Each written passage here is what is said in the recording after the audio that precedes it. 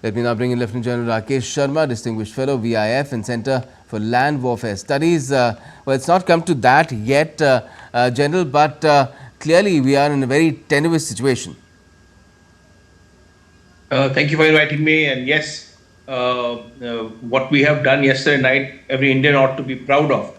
There has been total tri-service energy, in which the tri-service distributed targets as per their capabilities, and they joined together, coordinated together, and hit even using best of technology. That includes loitering ammunition and drones and missiles of all kinds. So, it is something to be proud of. And naturally, as you have rightly pointed out, the targets so selected were the kind of headquarters of the terror outfits like the JEM and the LET, and their regional headquarters at Kotli, Bagh, and Muzaffarabad. So I think what we have carried out is something every Indian ought to be proud of. It's a great achievement that we have done, and naturally there has been retaliation already of some kind.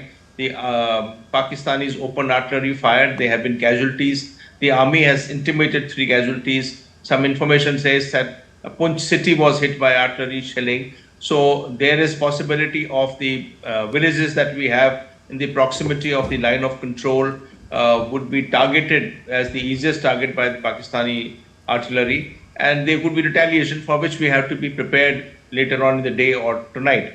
So having said that, I think there is a message to the world, a message to the Pakistani establishment that when we say we mean business, we do mean business. Right. Now, Pakistan, of course, is claiming, making a lot of tall claims, and of course, there is no proof, and perhaps there will never be. But does it indicate that Pakistan is right now really smarting because it's got a slap in the face, and it will look to hit back sooner or later? You see, if we follow Pakistan's culture, the military actually controls the nation, and military has to assure the people that they are on top of the issues here. If they do not respond back, the military, as it is under a cloud for various reasons, and they would be held to pay for the armed forces of Pakistan. So the Pakistan army will have do you to also see a respond back. scenario where there might be unrest in Pakistan because of what has happened? I don't think so. You see, there has been, it's an 8-decade-old problem. It is not a problem of Pahalgam.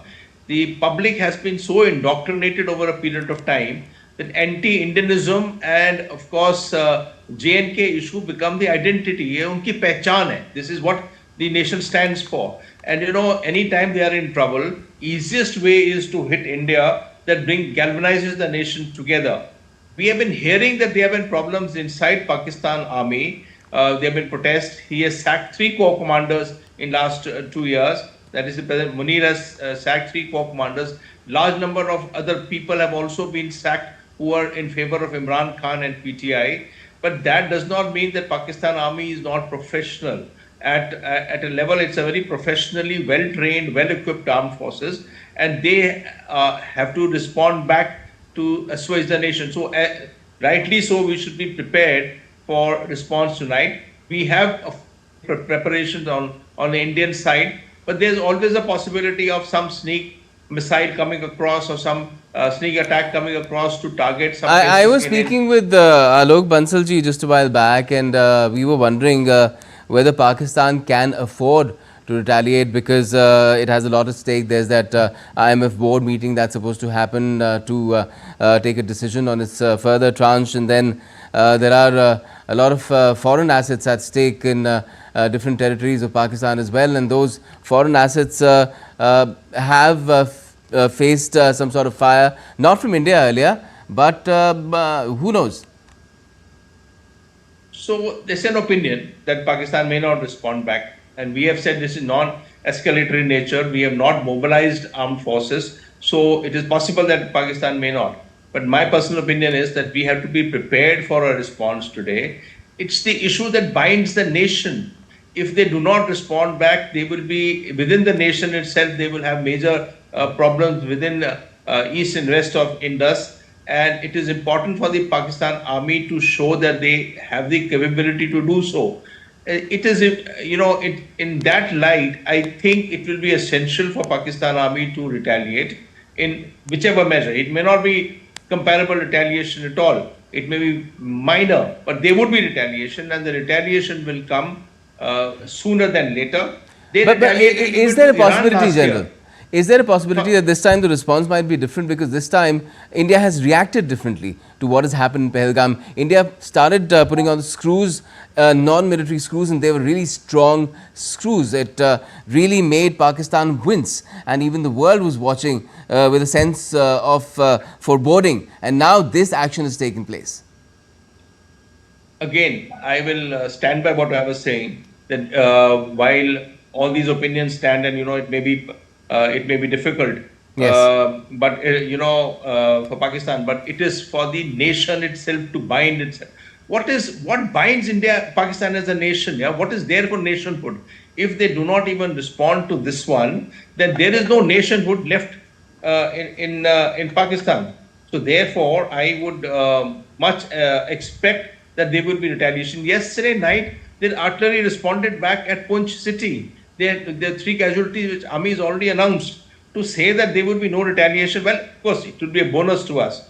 But a professional army will respond. They last year responded even to Iran, which is a fellow Muslim country. When Iran fired at them, they fired back at Iran, including using loiter ammunition. So, if they could fire back at Iran last year, and we presume that they may not fire back at us, I think that may be asking for too much, and we got Okay. to be prepared for a retaliation. And you feel that India is prepared the way that we've been hearing in terms of the kind of preparations in the north and the Western Command with our armed forces, and of course there's the Air Force, and I'm sure our naval forces are also on high alert.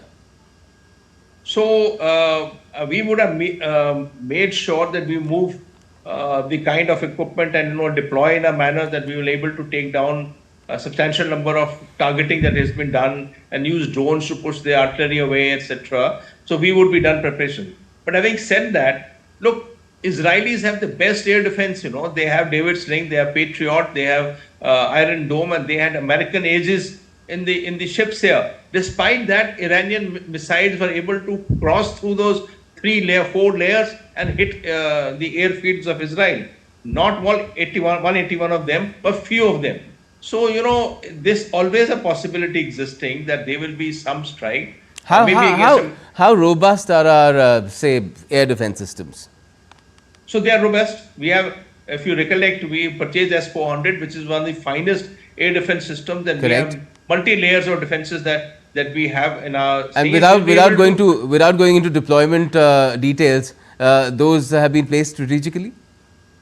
I hope so. I'm also retired 8 years ago. I'm sure that the armed forces have done an assessment of what can be targeted and how can it be targeted from Pakistani side, and what all and what time frame. So this would have been done, and they will be prepared for it.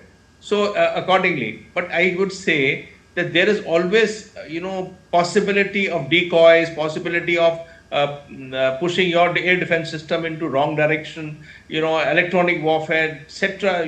And they have collusion with the Chinese. So having said that, we have to be prepared, and that's why that mock drill has been announced, and drill to provide first aid and assistance and blackouts is because that there is a possibility of a retaliation, and the Indian nation must be, and people must be prepared for it. You mentioned China.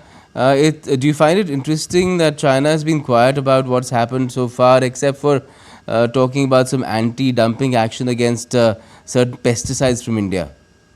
Their Commerce Ministry has talked about it.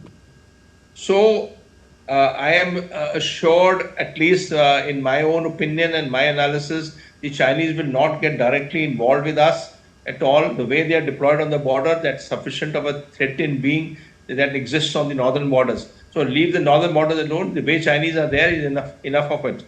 But there is often some news item coming in somewhere which says that some air defense equipment has been given to the Pakistanis, or some kind of electronic warfare equipment, or some satellite imageries or satellite battlefield transparencies can be provided, and the Pakistanis use the Chinese Beidou system for communications, etc. So while there is may not be direct thing. And, diplomatically, of course, politically, of course, Chinese may make some noise. But militarily, there is a support to the Pakistani. There is a collusion. We follow what kind of support that they are giving. And they would be giving dynamic support, for example, of information that they are able to take off from their satellites and such kind of thing. So the collusion is always possible. It may not be evident. It may not be coming out in Right. open. If Pakistan has China, India too is not short of friends, is it? In terms especially providing intelligence and other such informations that basically ensure that we can defend ourselves better. So we have also got links, and we also got relationships, and we also have moved tremendously forward on getting battlefield transparency, and we are prepared. So whether we are prepared ourselves with our all plethora of our own satellites there and drones that are flying across there, and electronic measures, so we will be prepared, and we will be getting assistance from friends. So I mean, I'm sure we are as well off, if not better off. Right, In right. fact, I would say we are better off. I'm glad you say that. Thank you so much for joining us.